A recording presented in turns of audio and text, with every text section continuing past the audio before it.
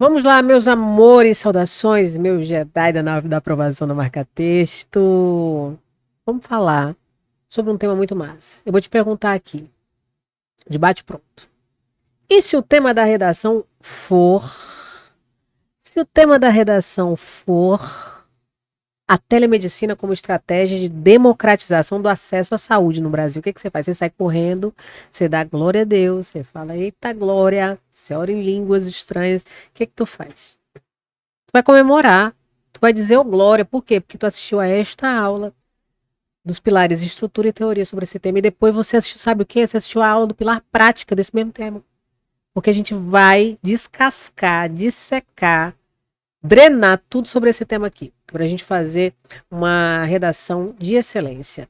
Tá lembrando que você deve assistir a aula do eixo temático saúde e bem-estar, beleza? Porque nela eu trago muitos repertórios, estratégias, que é muito interessante que você entenda do eixo para poder escrever sobre os temas. Então a gente estuda muitas informações sobre o eixo temático saúde e bem-estar, e aí isso vai ajudar em todas as ramificações temáticas desse eixo maravilhoso. Então nós temos aí, ó, e se o tema for a telemedicina como estratégia de democratização do acesso à saúde no Brasil. Então, como que a telemedicina pode ser utilizada para democratizar o acesso à saúde no Brasil? Não importa se você gosta da telemedicina ou não gosta da telemedicina, ela é uma realidade, ela já é legalizada, inclusive, durante a pandemia, ela teve um avanço absurdo, e assim, graças a Deus, porque eu tive Covid. Comenta aí se você teve Covid, se você usou já a telemedicina, qual a sua impressão disso? E assim, eu achei maravilhoso, porque eu já não gosto de ir a médico, gente, eu não gosto, só sou vocês, sabe? Se vocês pedirem muito, aí eu vou, tá bom, eu vou, mas eu não gosto muito, mas quando necessário, claro que eu vou. Então, assim, essa possibilidade do remoto é maravilhoso. Já fui atendido por muito médico que me atende assim, ó. Só metade da cara dele. Aí tem que melhorar um pouco isso, né? Então vamos embora. Essa aula aqui é dos pilares estrutura e teoria. A gente vai dissecar, vai ver estratégias, da estrutura do seu texto, a teoria a gente vai trazer repertórios, tá bom? E vamos embora. Na próxima aula você vai ver a prática, tudo isso aplicado. Então vamos dissecar esse tema. Olha só, peraí que a minha canetinha tá branca, deixa eu colocar ela aqui. Não, não é isso. É essa aqui, pronto. Vamos lá. Você deve mostrar como que a telemedicina pode aproximar o direito à saúde de populações historicamente excluídas. Então, como que ela pode aproximar? Ou quais problemas ela ajuda a resolver? Analise como ela pode reduzir desigualdade no acesso, discuta desafios para que essa ferramenta cumpra seu papel democratizador. Já é seguro, sabe? Já está plenamente assim, ó, ajustado o uso fruto da telemedicina pela população? Ou ainda podem vazar dados, né? Ainda está faltando inclusão digital, acesso à internet. Então, olha só, muito importante, o foco não é tecnologia médica, você falar como é importante investir em tecnologia, não. Você tem que falar sobre acesso à saúde, como que essa tecnologia pode ajudar na democratização. A telemedicina deve ser tratada como um instrumento de equidade, sobretudo em um país desigual como o Brasil, principalmente no que diz respeito ao acesso à saúde. Eu fiz aqui já uma adequação. Quando a gente pergunta o que é telemedicina, telemedicina, telesaúde, né? É o uso de tecnologias digitais. Aí eu tinha colocado só internet, vídeo, aplicativos, mas também equipamentos, robótica, maquinário, sabe?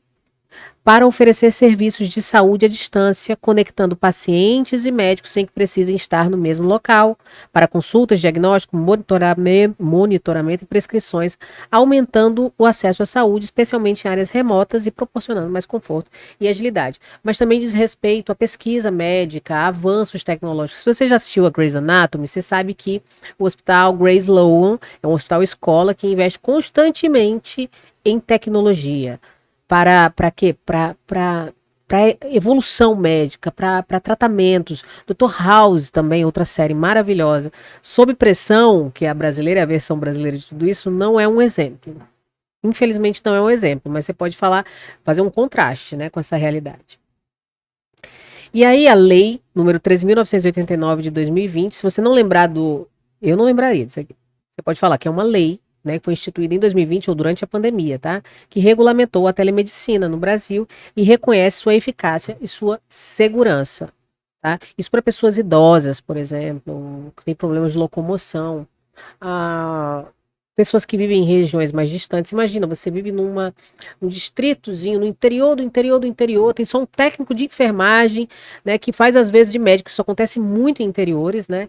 Um técnico de enfermagem, você fez uma consulta na capital, e aí esse técnico, você traz você recebe lá o, o resultado do exame, né? Pela internet, o técnico ele avalia com a ajuda de um profissional médico que está lá do outro lado pela internet. Isso também é telemedicina. Tá? Ou você precisa renovar a receita do seu avô, a sua mesa, se mora distante. Pronto, isso é telemedicina também. Então isso é bom. E qual o problema central do tema? Olha só, é a desigual distribuição de serviços de saúde no Brasil que impede que grande parte da população tenha acesso rápido, contínuo e de qualidade ao atendimento médico. Então a gente sabe que tem hospitais lotados, profissionais sobrecarregados, déficit de médicos, né? Uma saúde que já é deficitária, é a má distribuição do acesso à saúde. Então essa telemedicina, ela vem para ajudar. E ela surge como alternativa à exclusão territorial, resposta à sobrecarga do sistema de saúde e ferramenta de ampliação do acesso, se bem implementada. Tá bom? E quais problemas a telemedicina poderia ajudar a resolver? Como? Isso aí, a resposta a essa pergunta, as respostas, aliás, seriam os argumentos. Aqui a gente tem as palavras-chave, lembrando, você tem que trazer ao longo do seu texto palavras-chave, aliás, palavras-chave, né? Palavras que sejam do mesmo campo semântico desse tema. Então, se o tema é sobre saúde, a telemedicina, você tem que falar sobre saúde, internet, tecnologia, avanço, estudos, olha só, ampliação do acesso, tá aqui, ó, universalização, saúde digital, tudo isso. Tudo isso conversa com a questão da telemedicina, tá bom? E ao longo de todo o seu texto, porque aí o corretor vai entender que você está fazendo a manutenção temática. Você não está usando o modelo pronto que serve para todos os temas. Continuar.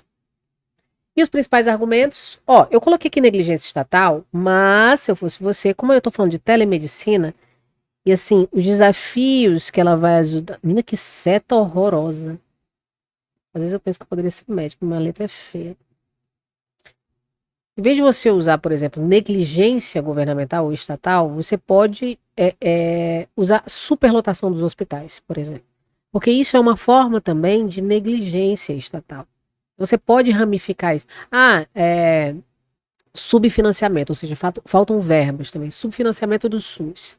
Isso é uma forma de negligência estatal também. Má gestão dos recursos, falta de profissionais médicos. Tudo isso são exemplos de negligência estatal, tá bom? Então, olha só. Trata-se de um problema estrutural crônico do sistema de saúde e se refere ao excesso de pacientes em unidades de saúde, sobretudo no SUS, né?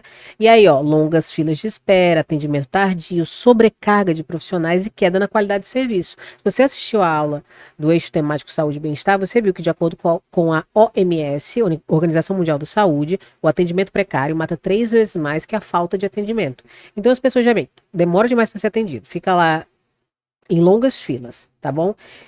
Faltam profissionais, e quando tem, você é mal atendido, melhor ficar em casa e tomar um antibiótico que eu tenho em casa. Tudo bem, eu tô com traumatismo craniano, mas eu vou pôr um antibiótico. Sei lá, um gelol. Então, e como que isso vai se conectar com o tema? Olha só, a telemedicina surge como alternativa estratégica para desafogar os hospitais, certo? Ao resolver problemas simples, a atenção primária, gente, ela pode desafogar em até 86% dos hospitais. Ela pode resolver até 86% dos casos. Então, muita gente não vai pela atenção primária, pela prevenção, aí vai direto para emergência. Priorizar atendimentos presenciais apenas para situações graves. Otimizar o fluxo do sistema de saúde, tornando mais eficiente e acessível. Certo? Então, eu acho isso aqui sensacional. Vamos pro próximo. Déficit de profissionais médicos. Ele é sem acento mesmo. Isso. Déficit e superávit. Sem acento. E aí a gente tem um país que é um dos países com o maior número de profissionais médicos formados no mundo. Só que quase que a sua maioria é de médicos generalistas, ou seja, sem especialização. E também esse canavial de médicos está super concentrado em grandes capitais e até em regiões específicas. Por exemplo, eu acredito que seja no DF, Distrito Federal. Eu acho que eles ultrapassam 6 médicos para cada 10 mil habitantes. Pô, gente, ou seriam 1.000 habitantes. Enquanto no interior do Maranhão, a gente tem menos de um médico para cada 10 mil habitantes. E o Brasil enfrenta uma distribuição desigual, né? Essa demografia médica está desequilibrada, que concentra profissionais em grandes centros urbanos, escassez de municípios do interior, zonas rurais e periferias e ausência de especialistas em regiões afastadas. E como é que isso vai se conectar? A telemedicina vai atuar como ferramenta de democratização ao conectar médicos especialistas a regiões sem atendimento presencial, certo?